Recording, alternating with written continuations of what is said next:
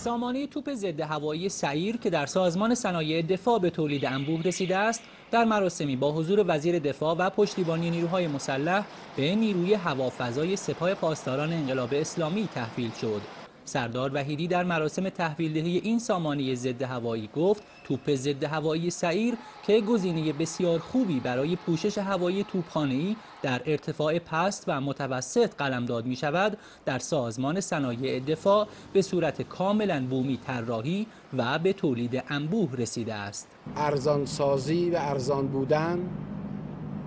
ضریب اطمینان بالا برای انهدام هدف مورد نظر با توجه به داشتن سیستم‌های ردگیر راداری و الکترواپتیکی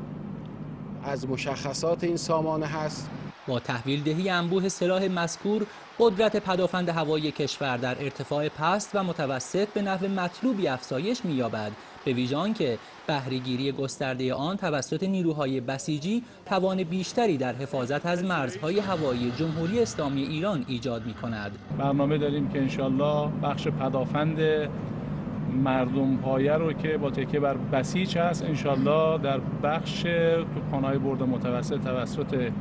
این مجموعه راه اندازی بکنیم. تنوع، حجم و کیفیت بالای محصولات صنایع وزارت دفاع مجموعه‌ای از توانمندی‌های بومی را در کشور ایجاد کرده که قادر است بدون اتکا به خارج و بدون هراس از هر نوع تحریمی نیازمندی‌های نیروهای مسلح را تأمین کند. سیستم عملیاتی این سامانه توپ ضد هوایی طوری طراحی شده که از طریق روش‌های راداری و اپتیکی خودش هدف رو رهگیری و دنبال میکنه و بدون نیاز به خدمه یا اپراتور میتونه اون هدف رو منهدم کنه. با توجه به اینکه الان این سیستم اپتیکی و راداری روی بنده به عنوان هدف زوم شده، الان بنده هر سمتی که حرکت بکنم این هم به همون مسیر حرکت میکنه.